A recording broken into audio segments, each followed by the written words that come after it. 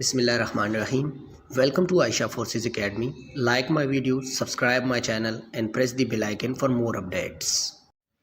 Students, उम्मीद करता हूँ आप सब लोग खुशहाल और खैरियत से होंगे। तो स्टूडेंट्स, आज की इस वीडियो में हमने जो है पाकिस्तान आर्मी का एक जॉब वैकेंसीज आई हैं। ये जॉब वैकेंसीज होती हैं पीएमए, इनको कहा जाता है पीएमए 155 एलसी। इसकी फुल फॉर्म होती है Pakistan military academy 155 long course. ये पीएमए 155 एलसी कहलाती है शॉर्ट फॉर्म में।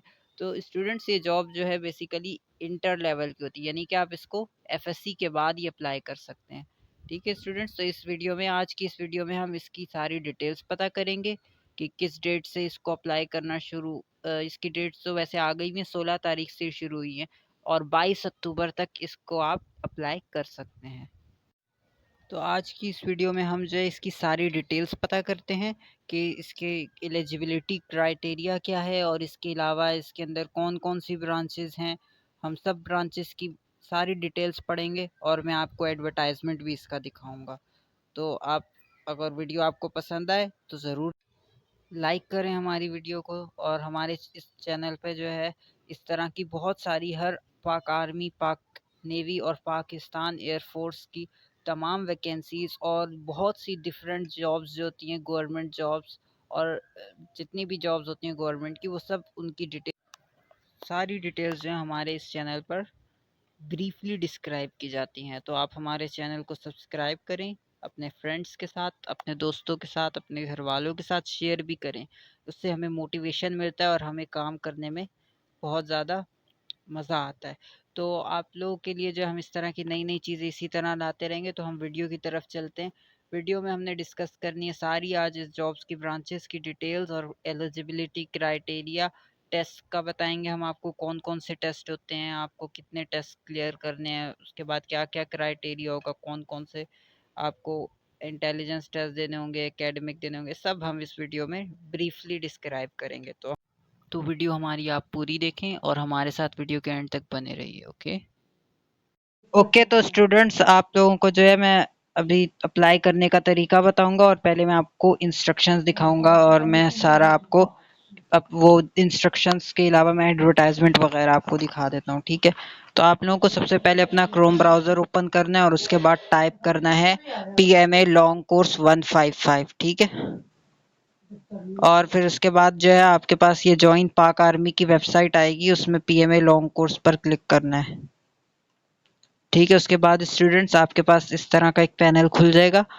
ये वेबसाइट पर जो है हमारे पास बहुत सारे, ये हमारे पास हेडिंग्स लिखी हुई हैं। कोर्स प्रेक्टिसिटीज लिखी हुई है, eligibility conditions, in eligibility conditions, registration and preliminary selection procedure, further selection procedure, document required at AS and RCs, additional information। तो एक एक करके हम सब देखेंगे। सबसे पहले आप कोर्स प्रेडिक्यूसिटीज पर देखेंगे, इस पे क्लिक करेंगे। उसके बाद जो है आप स्क्रॉल डाउन करेंगे तो आपके पास सारी इन्फॉर्मेशन आ जाएगी। तो इसमें एज के बारे में बताया हुआ है कि आपकी एज 17 से 22 साल होनी चाहिए 2025 तक, तब आप इन पोस्ट में अप्लाई कर सकते हैं। उसके बाद सेकंड नंबर पे मैरिटल स्टेटस में अनमैरिड होने चाहिए आप।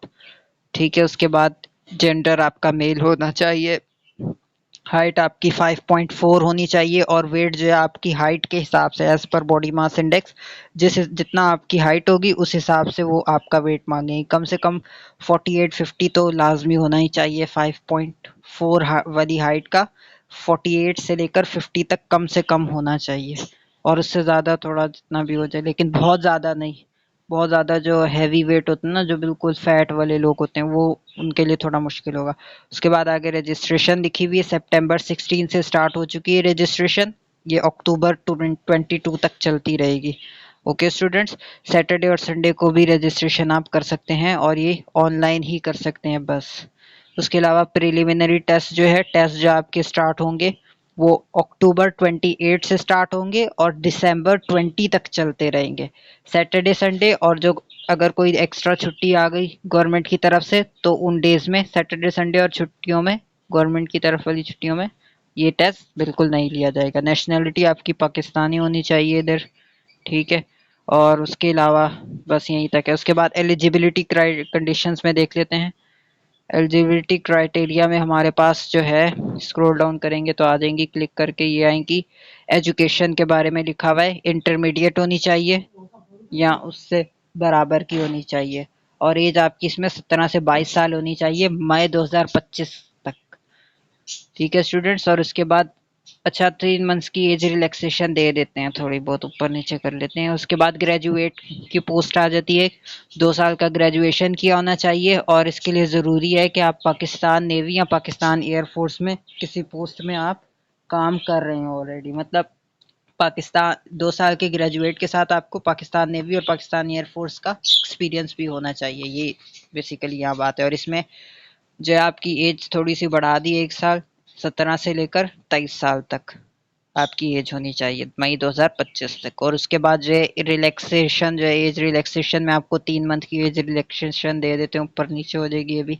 फिर थर्ड पोस्ट है हमारे पास graduate with 4 years graduation program, यानी बीएस प्रोग्राम और बीए प्रोग्राम। अगर आपने 4 साल का ग्रेजुएशन किया हुआ है, यहाँ बेसिकली हम ये भी बोल सकते हैं बैचलर्स किया हुआ है, तो आप इसके अंदर जा सकते हैं इस थर्ड नंबर वाली पोस्ट पर। इसके अंदर आपकी एज जो है 17 से 24 साल होनी चाहिए मई 2025 तक। इसके अंदर एज रिलैक्सेशन बिल्कुल भी नहीं मिलेगी। उसके बाद जो है फोर्थ पोस्ट आ जाती है serving as a army soldiers.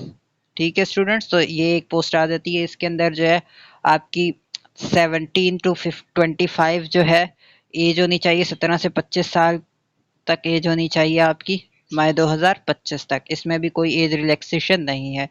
अच्छा, एकेडमिक में आपके पास कुछ ये इंस्ट्रक्शंस दी हुई हैं कि मार्क्स जो हैं आपके सेकेंड ईयर में मींस एफएससी में आपके मार्क्स जो हैं कम से कम 55% होने चाहिए। अच्छा, जिन लोगों ने 2 साल का ग्रेजुएशन किया हुआ है या यूनिवर्सिटी में ग्रेजुएशन या किसी ने बैचलर्स किया हुआ है, बीएससी किया हुआ है, तो आप लोगों के लिए एक एडवांटेज दिया हुआ है इसके अंदर।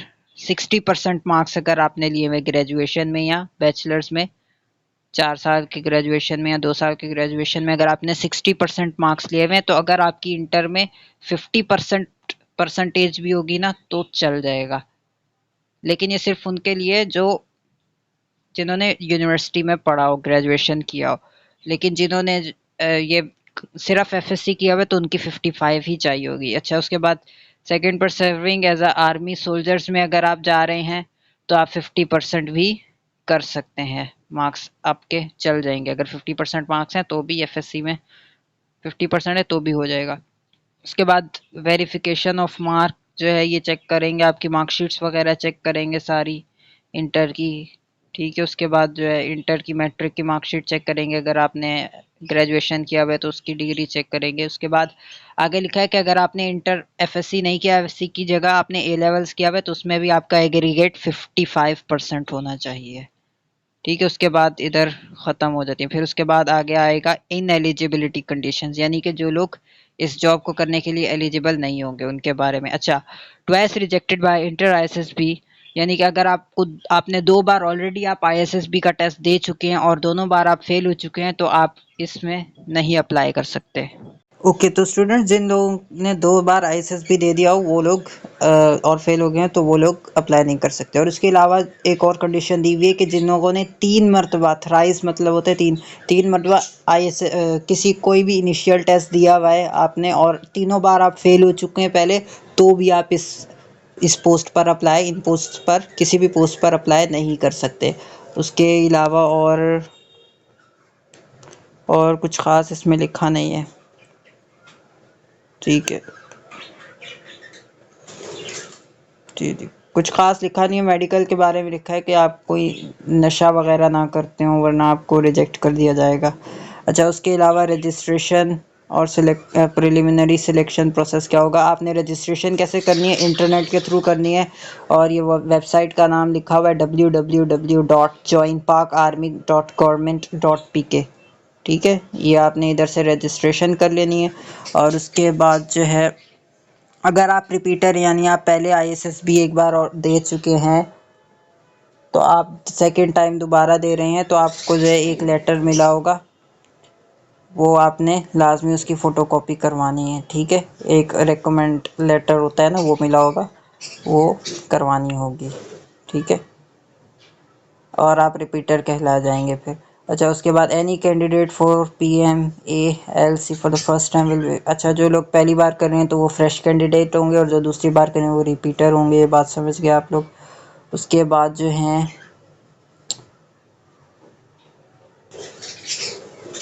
और प्रिलिमिनरी सिलेक्शन में आपका जो है, अच्छा उसके बाद अगले प्रोसेस पे आते हैं हम। अगला प्रोसेस इन्होंने ये इधर डिस्क्राइब किया हुआ है कि आपका टेस्ट क्लियर हो गया। इनिशियल टेस्ट जो होता है इंटेलिजेंस और एकेडमिक, अगर आपने क्लियर कर लिया तो उसके बाद आपका जो है टेस्ट होगा, मेडिकल टेस्ट होगा, फिजिकल टेस्ट होगा, और उसके बाद इंटरव्यू होगा, ठीक है। इंटेलिजेंस के टेस्ट के बाद, ठीक है। तो इंटेलिजेंस के टेस्ट के बाद जो है आपने जब मेडिकल होगा, मेडिकल में आपकी हर चीज़ चेक करी जाएगी। आप लोगों को पता होगा बहुत सारी चीज़ें चेक करते हैं उसमें, सारा मेडिकल भी अगर आपने क्लियर कर लिया। फिज़िकल टेस्ट होगा, फिज़िकल टेस्ट में हम थोड़ी सी डिटेल देख लेते हैं। इसमें 1.6 किलोमीटर रनिंग करवाएंगे जो कि आपको 8 मिनट में करनी होगी। 15 रेपिटेशंस पुशअप्स करवाएंगे जो कि 2 मिनट में करने होंगे।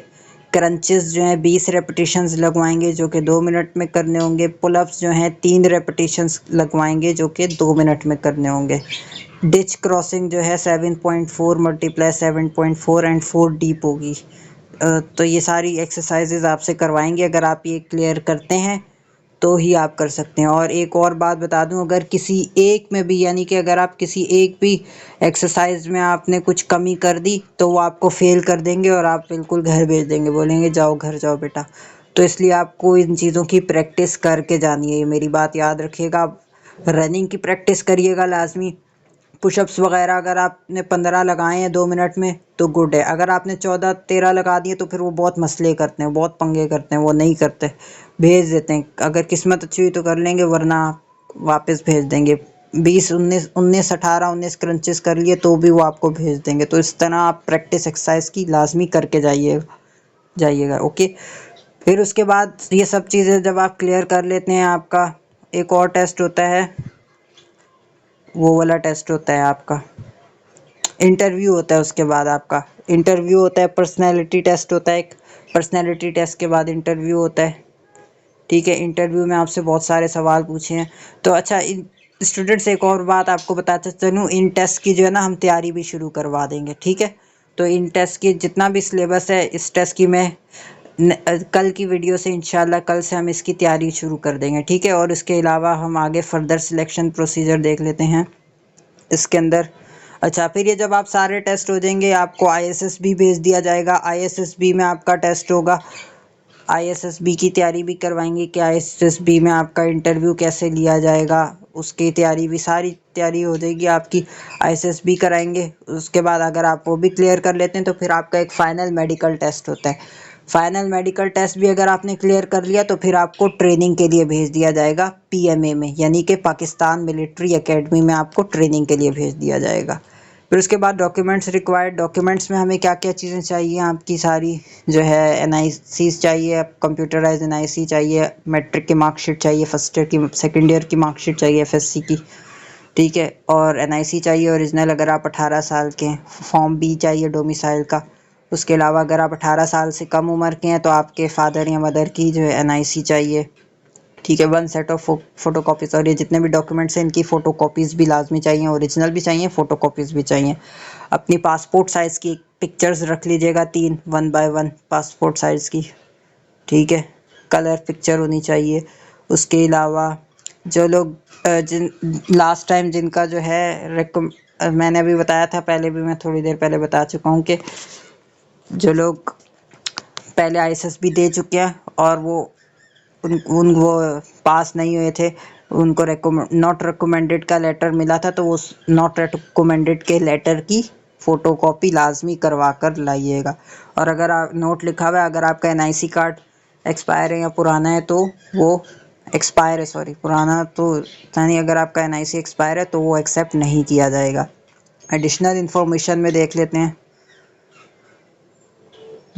इसके अंदर कुछ ख़ास लिखा नहीं है, ये बस ऐसे ही आप लोग को अगर पढ़ना हो तो पढ़ लीजिएगा, ठीक है। बाकी कुछ ख़ास है नहीं। अब हम चलते हैं तरीके पर कि हमने अप्लाई कैसे करना है, तो अप्लाई के लिए आपने ये ज्वाइन नाउ पर क्लिक करना है। स्टूडेंट्स ज्वाइन नाउ पर क्लिक करने के बाद आपके पास इस तरह का एक पैनल खुल जाएगा। तो आपने इधर से अपनी डिटेल्स सिलेक्ट कर लेनी है। इधर से आप जिस सिटी से हैं ESRC वाले ऑप्शन में उधर टिक कर दीजिएगा। मैं कराची से हूँ तो इधर का टिक करूँगा। फिर अपना नेम लिखेंगे, उसके बाद डेट ऑफ बर्थ लिखेंगे अपनी इधर,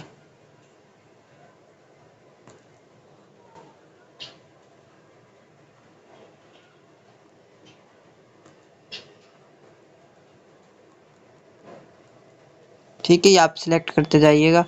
डेट ऑफ बर्थ डाल के फिर प्लेस ऑफ बर्थ लिखेंगे, NIC लिखेंगे अपना, ठीक है। मदर टंग लिखेंगे, जेंडर अपना इधर सेलेक्ट कर लीजिएगा। मेल ही वैसे इसको अप्लाई कर सकते हैं, ये बात मैंने बताई नहीं कि इन जॉब्स पे ओनली मेल अप्लाई कर सकते हैं, फीमेल नहीं कर सकती। मैरिटल स्टेटस आपका अनमैरिड होना चाहिए। रिलीजन आपका कोई भी हो सकता है। कास्ट लिख दीजिएगा अपनी, सब कास्ट लिख दीजिएगा। Contact number, email. और इससे पहले अगर आपने किसी भी नेवी, आर्मी या एयरफोर्स में अगर जॉब की है तो इधर सेलेक्ट करके यस कर दीजिएगा। अपनी फ़ोटो अपलोड कीजिएगा। अगर आपने ग्रेजुएशन किया है तो इस ग्रेजुएटेड पर टिक कर दीजिएगा, वरना आप अनटिक रहने दीजिएगा अगर सिर्फ FSC पर अप्लाई कर रहे हैं तो। उसके बाद एड्रेस डिटेल्स में प्रोविंस आएगा, डिस्ट्रिक्ट आएगा, ठीक है, तहसील आएगी, डोमिसाइल आएगा। अर्बन या रूरल मीन्स आप गांव में रहते हैं या शहर में रहते हैं, ये टिक कर दीजिएगा कि आप रूरल हैं या अर्बन हैं। उसके बाद पोस्टल कोड लिखिएगा अपना। उसके बाद पोस्टल और करंट एड्रेस, अपना करंट एड्रेस लिख दीजिएगा स्टूडेंट्स। परमानेंट एड्रेस आप लिख दीजिएगा कि आपका परमानेंट एड्रेस क्या है। फिर उसके बाद एजुकेशन की डिटेल्स आएंगी। एजुकेशन डिटेल्स में आपने इधर टिक करके अपनी सारी जो है डिटेल्स डालनी है। क्वालिफिकेशन टाइप सेलेक्ट वन, आपने क्या किया हुआ है, मैट्रिक किया हुआ है, O लेवल्स किया हुआ है, वो लिख दीजिएगा। स्कूल और कॉलेज से वो कर दीजिएगा। अच्छा, इसको सिर्फ FSC वाले अप्लाई कर सकते हैं, तो कम से कम FSC होनी चाहिए, ठीक है। तो उसके अलावा जो है अपनी क्वालिफिकेशन डिसिप्लिन लिख दीजिएगा इधर, क्या आपने कौन कौन से सब्जेक्ट्स में पढ़ा हुआ है। उसके अलावा कॉलेज नेम, पासिंग ईयर लिख दीजिएगा। यूनिवर्सिटी अगर पढ़ी यूनिवर्सिटी का नाम लिख दीजिएगा। रोल नंबर लिख दीजिएगा, ठीक है स्टूडेंट्स। रिज़ल्ट स्टेटस, पास हैं या रिज़ल्ट का वेट करें। अगर आप जैसे फर्स्ट ईयर के पेपर दे चुके हैं आप और आपका सेकंड ईयर का रिज़ल्ट आया नहीं है तो इधर रिज़ल्ट अवेटेड लिख दीजिएगा। अगर आप सेकंड ईयर में पास हैं तो आप पास लिख दीजिएगा। इंस्टीट्यूट मीडियम, अच्छा आप उर्दू मीडियम इंस्टीट्यूट से पढ़ें, उर्दू मीडियम कॉलेज या यूनिवर्सिटी से पढ़ें या इंग्लिश मीडियम, वो सिलेक्ट कर दीजिएगा। सर्टिफिकेट नंबर लिख दीजिएगा और उसके बाद रजिस्ट्रेशन नंबर लिख दीजिएगा और ये ओके कर दीजिएगा। इसी तरह आप अगर किसी स्पोर्ट्स या उसमें इन्वॉल्व हैं तो आप अपने स्पोर्ट्स का लिख दीजिएगा कि आप क्रिकेट खेलते हैं, फुटबॉल खेलते हैं, ठीक है, ये सब लिख दीजिएगा। उसके बाद अपने पासपोर्ट डिटेल्स डाल दीजिएगा सारी, ठीक है। पासपोर्ट टाइप कौन सा है, green coloured, blue colour, red coloured, ये सब लिख दीजिएगा, ठीक है। उसके बाद कोचिंग एकेडमी, अगर आप पाकिस्तान आर्मी में पहले जा चुके हैं तो इधर यस लिख दीजिएगा, वरना नो लिख दीजिएगा। उसके बाद आपने नेक्स्ट कर देना है, ठीक है। नेक्स्ट करेंगे तो आपकी ये हो जाएगी, ठीक है स्टूडेंट्स। तो इस तरीके से आपने अप्लाई करना है। फ्रेंड्स, अगर आपको वीडियो पसंद आई हो तो आप लाइक करें, सब्सक्राइब करें और शेयर भी करें।